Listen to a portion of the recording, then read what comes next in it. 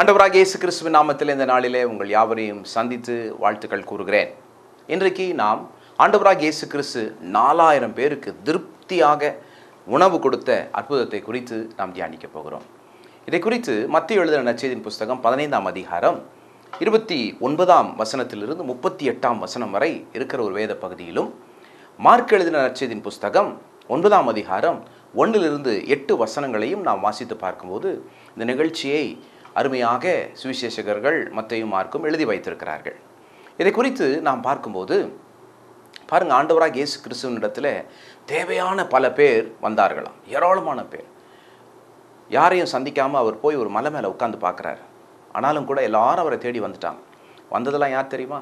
வேதத்திலே 4 விதமான மக்கள் வந்திருக்கிறாங்க. முதலாவதாக ஊமையர்கள் வந்திருக்கிறாங்க. இவங்களால் வாய் பேச முடியாது.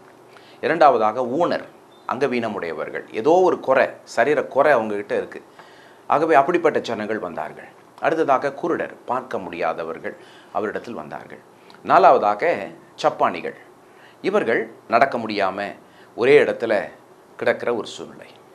இப்படிப்பட்ட சூழ்நிலையில் இருந்தவர்கள் எல்லாரும் இயேசுவினிடத்தில் வந்தார்கள். இன்றைக்கு உங்களிலும் கூட ஒரு சிலர் வாயிருந்தும் பேச முடியாமல் ஒரு சில சூழ்நிலையில் பாருங்கள், நம்மளால் எதிர்த்து பேசவே முடியாது. என்ன செய்யறதுன்னு தெரியாது. பேசணும்னு நினைப்பீங்க, பேச முடியாது, நெருக்கப்படுவீங்க. இப்படிப்பட்ட சூழ்நிலையில் நீங்கள் இருக்கலாம். ஒரு சிலருக்கு கண் இருந்தும் தெரியாத ஒரு சூழ்நிலை, எதிர்காலமே தெரியல, இருண்டு போயிருக்குன்னு சொல்லுவாங்க. பலர் இடத்துல உன்னுடைய எதிர்காலம் என்ன, நீ எதிர்காலத்தில் என்ன செய்ய போகிற அப்படின்னு சொல்லி கேட்டபோது என்னால் சொல்ல முடியல. காரணம், என் படிப்பு எப்போ நின்று போகும்னு எனக்கு தெரியல, என்னால் என் எதிர்காலத்தை பார்க்க முடியல. ஒருவேளை அப்படிப்பட்ட சூழ்நிலையில், எதிர்காலத்தை பார்க்க முடியாத சூழ்நிலையில், நெருக்கத்தில் நீங்கள் இருக்கலாம், கண் இருந்தும் குருடர்களாக. இன்னும் ஒரு சிலர் அங்கவீனங்கள். ஒருவேளை சரீரத்தின்படி உனக்கு உயரம் இல்லாமல் இருக்கலாம், நிறம் இல்லாமல் இருக்கலாம், ஒரு கையை விட இன்னொரு கை குட்டையாக இருக்கலாம், உன்னுடைய மூக்கு நீளமாக இருக்கலாம், இல்லை சப்பையாக இருக்கலாம், இல்லை ஒருவேளை உன்னுடைய காலில் அங்கவீனம் ஏதாகிலும் ஒன்று இருக்கலாம். இப்படிப்பட்ட சூழ்நிலையில் ஒரு சில நேரத்தில் வெளியில் தெரியாத அங்கவீனம் இருக்கும். ஒரு சில பேர் சொன்னதே திருப்பி திருப்பி சொல்லுவாங்க, கேட்டுட்டு புரியாது, ஏதோ ஒன்று செஞ்சுக்கிட்டே இருப்பாங்க. மறதி இருக்கும். எனக்கெல்லாம் நிறைய மறதி உண்டு, ஏராளமான மறதி. அப்படிப்பட்ட அங்கவீனங்கள், சுகவீனங்கள் உங்களுக்கு இருக்கலாம். இன்னும் ஒரு சிலர் சப்பானிகளைப் போல எதையுமே செய்ய முடியாத சூழ்நிலையில் அநேகர் சொல்லுவாங்க, ஐயா ஏதோ உயிர் தான் இருக்குது, எங்களால் எதையுமே செய்ய முடியல, நான் எல்லாருக்கும் பாரமாக இருக்கிறேன் என்று சொல்லுவார்கள். அப்படி இருக்கலாம். ஆகவே நீங்கள் எப்படிப்பட்ட நிலைமையில் இருந்தாலும் கூட, இப்படிப்பட்ட மக்களெல்லாம் என்ன தெரியுமா செய்தாங்க? ஜனங்கள் கொண்டு வந்து இயேசுவின் பாதத்தில் போட்டாங்களாம். அவர் பார்த்துக்கொள்ளட்டும், அவர் ஏதாவது செய்வார் என்ற நம்பிக்கையோடு போட்டாங்களாம். இன்றைக்கு அதே நம்பிக்கையிலே நான் உன்னை பார்த்து சொல்கிறேன், வா இயேசுனிடத்தில், அவர் உனக்காய் அற்புதம் செய்வார். ஒன்று தெரியுமா உங்களுக்கு? நீங்கள் இயேசுனிடத்தில் வந்துட்டீங்கன்னா அவர் சும்மா இருக்க மாட்டார், உங்களுக்கு ஏதாகிலும் ஒன்றை செய்வார். ஒரு ஜெபம், எனக்கு உதவி செய்யுங்கப்பான்னு நீங்கள் கேட்டுட்டீங்கன்னா அதுக்கப்புறம் அவர் சும்மா இருக்க மாட்டார். நீங்கள் ஜெபித்த காரியத்திற்கு கட்டாயமாக எப்படியாகிலும் உங்களுக்கு பதிலை தருவார். இயேசுவின் பாதத்தில் போட்டாங்க. இயேசு என்ன தெரியுமா செய்தார்? அத்தனை பேரையும் தொட்டு தொட்டு தொட்டு சுகமாக்கினார். என்ன நடந்தது? குருடர்கள் பார்வையடைந்தார்கள், அங்கவீனமாய் இருந்தவர்கள் சுகமடைந்தார்கள், ஊமையாய் இருந்தவர்கள் பேசினார்கள், சப்பானிகளாய் இருந்தவர்கள் நடந்து போனார்கள். என்ன நடந்தது தெரியுமா? ஆரம்பத்தில் அது பெரிய ஹாஸ்பிட்டல் மாதிரி இருந்தது, ஒரு மருத்துவமனை மாதிரி, எல்லாரும் வியாதியஸ்தலாக இருந்தாங்க. ஆனால் இயேசு எல்லாரையும் தொட்டு சுகமாக்கிட்ட பிறகு எல்லாரும் தேவனை ஆராதித்தாங்களாம். ஹாஸ்பிட்டல் ஒரு சர்ச்சாக மாறிடுச்சு. ஒரு சபையாக பாடி தேவனை என்ன செய்தார்கள்? ஆரம்பித்தார்கள். இப்போ பாருங்கள், அவங்கெல்லாம் நினச்சாங்க இதோட பிரச்சனை முடிஞ்சிருச்சின்னு சொல்லி. ஆனால் இவர்களுக்கு தெரியாத ஒரு பிரச்சனை ஒன்று இருந்தது. என்ன தெரியுமா? அவங்க எல்லாருக்கும் டைம் தெரியல. இயேசு கிறிஸ்தான் சொல்கிறார், இவங்க வந்து 3 நாள் ஆச்சுன்னு சொல்லி. 3 நாட்களாக இது நடந்திருக்குங்க. 3 நாட்கள் ஆயிற்று. இவர்கள் என்னோடு கூட 3 நாட்களாக இருக்கிறார்கள், சாப்பிடாமல் இருக்கிறார்கள். இப்போ இவங்க போகும்போது பசி உண்டாகும். பயணத்தில் போகும்போது அநேகர் ஒருவேளை மயக்கம் கூட அடித்து விழுந்துருவாங்க. ஆகவே இவர்களுக்காய் நான் பரிதபிக்கிறேன், இவர்களை பட்டினியாக அனுப்ப எனக்கு மனமில்லை என்று சொல்லி மனதுருகினார். யாருங்க இப்படி நம்ம மேலே அக்கறையாக இருக்க முடியும்? வாய் திறந்து ஒரு பிரச்சனைன்னு சொன்னால் கூட உதவி செய்ய முடியாத மனுஷன் வரக்கூடிய பிரச்சனையை கூட எப்படிங்க அவங்க தெரிஞ்சுக்கிடுவாங்க, எப்படிங்க சந்திப்பாங்க? இந்த தெய்வத்தை போல, இயேசுவை போல நமக்காக மனதுருகி நமக்கு உதவி செய்யுது நம்மை விசாரிக்கிற தெய்வம் யாருமே இல்லை. அவர் நம்மேல் மனதுருகுகிறார், நம்மை விசாரிக்கிறார். ஆகவே தான் சொல்கிறேன், இத்தனை அன்புள்ளவர் வேறு ஒருவரும் இல்லை. உலகத்திலே சிறந்த அன்பு தாயின் அன்பு. இயேசுவின் அன்பு அதை காட்டிலும் மேலான ஒரு அன்பாக இருக்கிறது. ஆகவே அப்படிப்பட்ட இயேசுவின் அன்பை தேடி வா. அவர் உன்னை நேசிக்கிறார். நீ யாராவும் இருக்கலாம், உனக்கு என்ன பிரச்சனையாக இருக்கலாம், கம் டு ஜீசஸ். இயேசுவினிடத்தில் வா, அவர் உனக்கு ஒரு அற்புதம் செய்வார். அடுத்ததாக பாருங்க, உனக்கு தெரிந்த பிரச்சனையை மட்டும் தீர்க்கிறவர் அல்ல, உனக்கு தெரியாத பிரச்சனைகளையும் தீர்ப்பார். உனக்கு தெரிந்த தேவையை மட்டும் சந்திக்கிறவர் அல்ல, தெரியாத தேவையும் அவர் சந்திப்பார். ஒரு சில நேரத்தில் நம்முடைய கண்களால் ஒரு சில காரியத்தை பார்க்குறோம், ஒரு சில காரியங்களை பார்க்க முடியாது. தெய்வம் எல்லாவற்றையும் அறிந்தவராக இருக்கிறார். He knows what you need today and for tomorrow and for your future. உனக்கு இன்றைக்கு, நாளைக்கு, எதிர்காலத்துக்கு என்ன தேவை என்பதை தெய்வம் அறிந்திருக்கிறார். ஆகவே தன்னுடைய சீஷர்களை பார்த்து சொன்னார், இவர்களுக்கு உணவு கொடுங்கள் என்று சொல்லி. இப்போ சீஷர்கள் எல்லாரும் சொன்னாங்க, ஐயா அது ஒரு பெரிய challenge, it is a great challenge, இது ஒரு பெரிய சவால். ஏன் தெரியுமா, நம்ம இருக்கிற இடம் ஒரு வனாந்திரம்.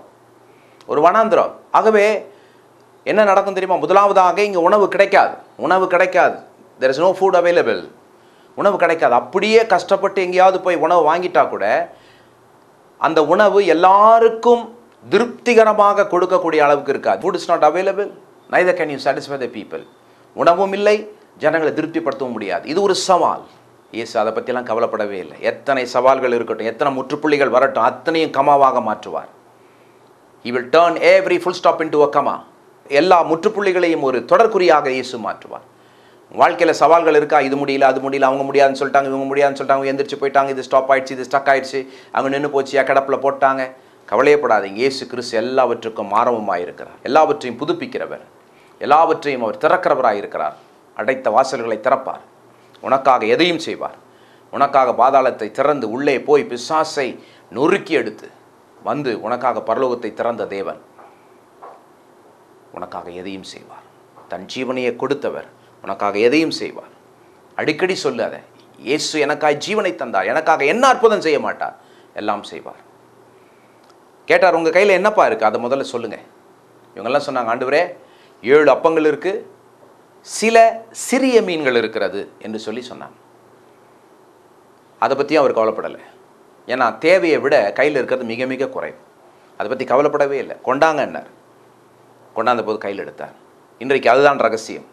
எனக்கு அருமையான சகோதரனே சகோதரியே, படிப்பு உனக்கு கஷ்டமாக இருக்கா, வேலை, தொழில், வியாபாரம், ஊழியங்கள், உன்னுடைய வீட்டு காரியங்கள் கஷ்டமாக இருக்கா, ஆண்டவர் என்ன தெரியுமா சொல்கிறார், உனக்கு இருக்கிற அந்த கொஞ்சத்தை கொண்டு வா, ஒரு விருப்பம், ஒரு சின்ன பெலன், எதாகிலும் ஒன்று ஆண்டவர்கிட்ட கொண்டு வா, அதை ஆசீர்வதித்து அவர் பெருக்கி அற்புதம் செய்வார். கொண்டு வந்து கொடுத்தாங்க. அந்த 7 அப்பங்களையும் சில சிறிய மீன்களையும் எடுத்து என்ன தெரியுமா செய்தார், அவர் அதை கையில் பெற்றுக்கொண்டு அதை எடுத்து ஸ்தோத்திரம் பண்ணி ஜெபம் பண்ணி ஆசீர்வதித்தார். அவ்வளோதாங்க. அதை எடுத்து சீஷர் கையில் கொடுத்தார். சீஷர்கள் ஜனங்கையில் கொடுக்கும்போது எல்லாரும் சாப்பிட்டு திருப்தியானார்கள் என்று நாம் வாசிக்கிறோம். They ate and they were satisfied. சாப்பாடு கொடுக்கலாங்க, ஆனால் திருப்தியாக்க முடியாதுங்க. அது 2 அற்புதங்க. அது முதலாவதாக சாப்பாடு கொடுத்தது ஒரு அற்புதம், 2வது திருப்தியாக்குனாங்க. எத்தனை கல்யாணங்களில் நாம் பார்க்குறோம், நல்ல சாப்பாடு இருக்கும், ஆனால் எல்லாரையும் திருப்தியை பார்க்க முடியலையே. சாம்பார் சோறு போட்டால் ஏன் பிரியாணி போடல, பிரியாணி போட்டால் ஏன் சாம்பார் சோறு போடல என்று சொல்லி திருப்தியாக்க முடியாது. அதனால் இயேசு கிறிஸ்து சாப்பாடையும் கொடுத்தார், திருப்தியும் ஆக்கினார். எத்தனை பேர் சாப்பிட்டாங்க தெரியுமா? 4000 ஆண்கள் சாப்பிட்டாங்களாம். பெண்களையும் குழந்தைகளையும் கணக்கே எடுக்கலை. கணக்கு பண்ணி பார்த்தா இன்னொரு 4000 பெண்கள் 4000 குழந்தைகள்னு பார்த்தா கணக்கு எங்கேயோ போய் நிற்கிது. 12000 மக்கள் சாப்பிட்ருக்குறாங்க. ஆச்சரியம் பாருங்கள்.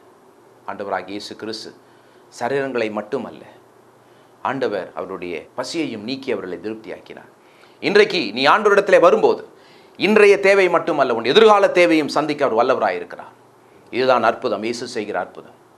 இந்த இயேசுவை தேவனாக நீ ஏற்றுக்கொள். இயேசு உனக்கு அவசியம் பிரதர். அவர் பாதத்துக்கு வா, அவர் பாதத்துக்கு வா. எல்லாவற்றையும் அவர் பொறுப்பெடுத்துக் கொள்வார். நீ யாராகவும் இருக்கலாம், எப்படிப்பட்ட பிரச்சனையோடும் இருக்கலாம். வா, கம் டு ஜீசஸ்.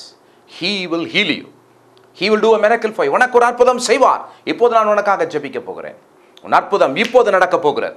பரலோகம் திறந்து உன்னை தேவன் ஆசீர்வதிக்க போகிறார். ஜெபிப்போம். நேசிக்கிற அன்பின் பரலோக பிதாவே, இப்போதும் கூட ஆண்டவரே உம்முடைய அற்புதத்துக்காய் நன்றி சொல்லுகிறேன். தேவன் ஆண்டவரே இப்போதும் உம்முடைய வல்லமை இவர்கள் மேல் இறக்கும்படிக்கு நான் ஜெபிக்கிறேன். பரலோகம் திறந்து அற்புத அடையாளங்களினால் இவர்களை நிரப்புவீராக. ஆண்டவரே பார்வை அடைவார்களாக, பேசுவார்களாக, எழும்பி நடப்பார்களாக, சுகமாய் இருப்பார்களாக. எங்கே முற்றுப்புள்ளிகள் இருக்கிறதோ அதையெல்லாம் தொடர்குறைகளாக மாற்றும்.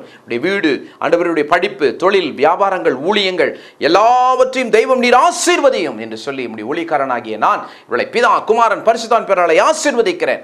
ஆறுதல் இல்லாதவர்களுக்கு ஆறுதலை தாரும், கண்ணீரை துடைத்து தைரியப்படுத்தும், பயத்தை நீக்கி தேவன் விசுவாசத்தை தரும்படியாக ஜெபிக்கிறேன். ஆசீர்வதி.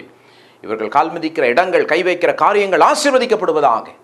ஆண்டவரை தைரியத்தோடு கூட வாழ, சந்தோஷத்தோடு கூட வாழ ஆண்டவரே உதவி செய்யும். சந்தோஷமாக இருக்கட்டும், சமாதானமாக இருக்கட்டும், செழிப்பாக இருக்கட்டும், சுகமாக இருக்கட்டும். குட்டி பிள்ளைகள் முதல் வயதானவர்கள் வரைக்கும் எல்லாரையும் நான் ஆசீர்வதிக்கிறேன். வாழ்ந்து சுகமாக இருக்கட்டும். இயேசுவின் நாமத்திலே இவர்களுக்காக ஜெபிக்கிறேன் நல்ல பிதாவே, ஆமென். உங்களுக்கு அற்புதங்கள் அதிசயங்கள் நடக்கும். எங்களோடு கூட தொடர்பு கொண்டு அதை தெரிவியுங்கள். உங்களோடு சேர்ந்து நாங்கள் சந்தோஷப்படுவோம்.